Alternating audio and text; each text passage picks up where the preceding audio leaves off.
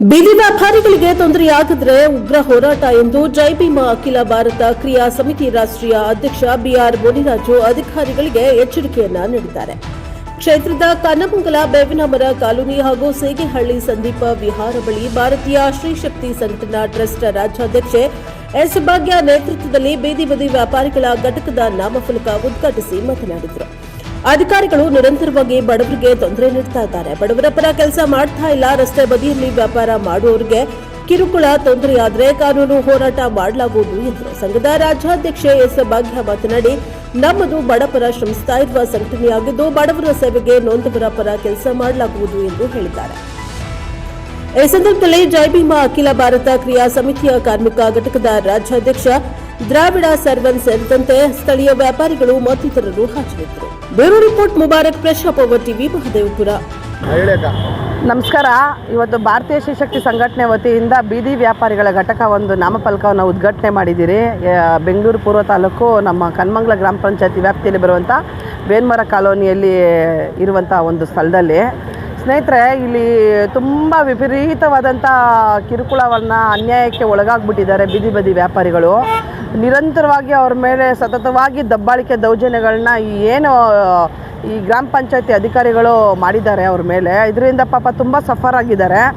ತದನಂತರ ಯಾಕೆ ಅಂತ ಏನು ಅಂತ ವಿಚಾರಿಸಿದಾಗ ತುಂಬ ಪಬ್ಗಳು ಮತ್ತು ಬಾರ್ಗಳು ಮತ್ತು ಅವ್ರಿಗೆ ಈ ಹೋಟ್ಲ್ಗಳು ಅವ್ರಿಗೋಸ್ಕರ ಇಲ್ಲಿನ ಮೂಲ ನಿವಾಸಿಗಳು, ಇಲ್ಲಿನ Jai Bhim doctor B R Ambedkar ಅವರ ಮಕ್ಕಳನ್ನ ಬಂದು ಇಲ್ಲಿ ಹಿಂಸೆ ಮಾಡುವಂಥ ಕೆಲಸಗಳನ್ನ ಅಧಿಕಾರಿಗಳು ಮಾಡಿದ್ದಾರೆ.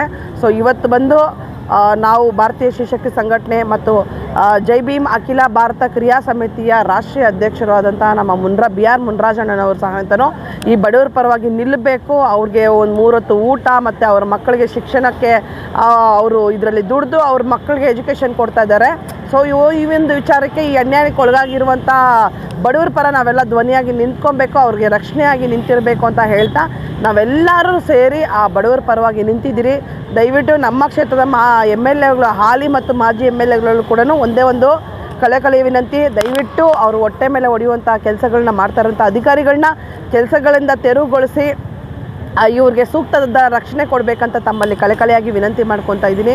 ಸಾರ್ವಜನಿಕರು ಸರಿ, ಗ್ರಾಮಸ್ಥರು ಸರಿನೇ, ದಯವಿಟ್ಟು ಬಡವರ ಪರವಾಗಿ ನಿಲ್ಲಿ, ಬಡವರಿಗೋಸ್ಕರ ನಾವು ದುಡಿಯೋಣ ಅಂತ ಹೇಳ್ತಾ ನಾನು 2 ಮಾತನ್ನ ಮುಗಿಸ್ತಾ ಇದ್ದೀನಿ. ಧನ್ಯವಾದ. ಇವತ್ತು ನಮ್ಮ ಭಾರತೀಯ ಶ್ರೀಶಕ್ತಿಯ ರಾಜ್ಯಾಧ್ಯಕ್ಷರಾದ ಭಾಗ್ಯ ಮೇಡಮ್ ಅವರು ಇವತ್ತು ಬೀದಿ ವ್ಯಾಪಾರಿಗಳ ಪರವಾಗಿ ಒಳ್ಳೆಯ ಕೆಲಸ ಮಾಡ್ತಾಯಿದ್ದಾರೆ. ಈ ಒಂದು ವಿಚಾರದಲ್ಲಿ ನಮ್ಮ ಜೈ ಭೀಮ್ ಅಖಿಲ ಭಾರತ ದಲಿತ ಕ್ರಿಯಾ ಸಮಿತಿ ಅವರ ಬೆನ್ನಿಗಿರ್ತದೆ. ಯಾವುದೇ ಕಾರಣಕ್ಕೂ ಅಧಿಕಾರಿಗಳಾಗಲಿ ಬೇರೆಯವರಾಗಲಿ ಈ ವ್ಯವಸ್ಥಿತವಾದಂತೆ ಪಾಪ ಅವರು ಬೀದಿ ವ್ಯಾಪಾರಿಗಳು ತೊಂದರೆ ಕೊಟ್ಟರೆ, ಒಂದು ವೇಳೆ ನಾನು ತೊಂದರೆ ಕೊಟ್ಟಿದ್ದಾದಲ್ಲಿ ಮುಂದಿನ ದಿನಗಳ ನಿಮ್ಮ ವಿರುದ್ಧವಾಗಿ ನಾವು ಉಗ್ರವಾದ ಹೋರಾಟ ಮಾಡಬೇಕಂತದೆಂಬ ಎಚ್ಚರಿಕೆಯನ್ನು ಇವತ್ತು ಕೊಡ್ತಾ ಇದ್ದೀವಿ.